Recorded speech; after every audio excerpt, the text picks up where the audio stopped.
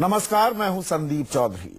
रात के 9 बजने को हैं। आप देख रहे हैं नेशनल न्यूज सेंटर और नेशनल न्यूज सेंटर की शुरुआत आज की सबसे बड़ी सियासी खबर से। 5 राज्यों में विधानसभा चुनाव हुए। यूपी और उत्तराखंड में प्रचंड बहुमत और गोवा और मणिपुर में सरकार बनाने में कामयाब होने के बाद बीजेपी के राष्ट्रीय अध्यक्ष अमित शाह ने अब गुजरात पर निगाहें जमा दी हैं। गुजरात में इसी साल के अंत में विधानसभा चुनाव हो सकते हैं। बीजेपी जोर शोर से इसकी तैयारियों में जुटी है और इसी बीच अमित शाह ने कांग्रेस नेता शंकर सिंह वाघेला से खास मुलाकात की। वाघेला विधानसभा में विपक्ष के नेता हैं। दोनों नेता आधे घंटे तक एक साथ रहे। इस दौरान दोनों के बीच जैसा वाघेला पर डोरे डालने की अटकलें गर्मा गई हैं। सवाल पूछे जाने लगे हैं कि क्या बीजेपी वाघेला को फिर अपने पाले में लाना चाहती है। आपको बता दें कि वाघेला राज्य के मुख्यमंत्री रह चुके हैं और 1996 तक वे बीजेपी में थे। बाद में वो कांग्रेस में शामिल हुए। और मेरे साथ अहमदाबाद से मेरे सहयोगी भूपेंद्र सिंह जुड़ चुके हैं। भूपेंद्र, ये बताइए कि प्रधानमंत्री मोदी और शंकर सिंह वाघेला यानी कि बापू, उनके बीच जैसा 36 का आंकड़ा ये जग जाहिर है। ऐसे में इतनी गर्मजोशी से बीजेपी के राष्ट्रीय अध्यक्ष अमित शाह का बापू से मिलना, ये क्या संकेत मिलते हैं?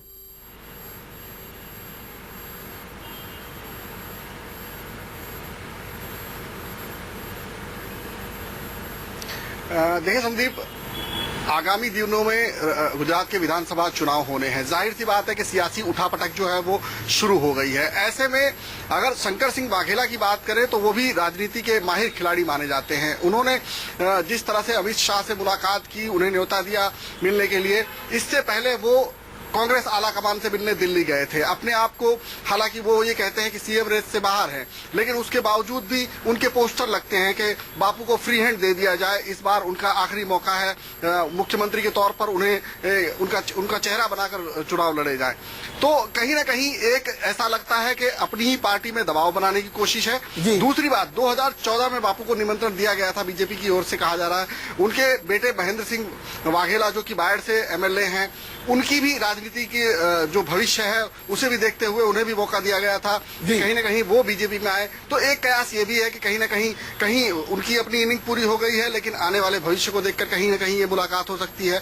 तो सियासी हलकों में कई चर्चे इस मुलाकात को लेकर हो रहे हैं, लेकिन अंदरूनी जो बात है, अंदरूनी जो खिचड़ी पक रही है, वो ये दोनों ही बता सकते हैं। बिल्कुल, और खिचड़ी तो जरूर कुछ ना कुछ पक रही है। और लगातार जो हम आपको कुछ बातें भी बता रहे थे, मैं चाहूंगा अपने पीसीआर डायरेक्टर से कि फुल फ्रेम जरा बताए कि बीजेपी ने किस तरह से, चाहे वो उत्तर प्रदेश की बात हो, चाहे वो उत्तराखंड की बात हो, पिछले कुछ दिनों में कांग्रेसियों पर सेंधमारी लगातार बीजेपी करती रही है। कर्नाटक में एसएम कृष्णा 84 साल के हो गए, लेकिन उन्हें अपने पाले में ले लिया। यूपी में चुनाव से पहले स्वामी प्रसाद मौर्य बीएसपी छोड़कर बीजेपी में आए। रीता बहुगुणा जोशी, वो भी कांग्रेस का दामन छोड़ बीजेपी के साथ आ गई थी। उत्तराखंड में विजय बहुगुणा, यशपाल आर्य, तमाम 8-9 नेताओं को कांग्रेस के पाले से खींचकर प्रचंड बहुमत हासिल करने में बीजेपी कामयाब रही थी। मणिपुर में एन बीरेन सिंह, वो कांग्रेस छोड़कर ही तो बीजेपी में आए,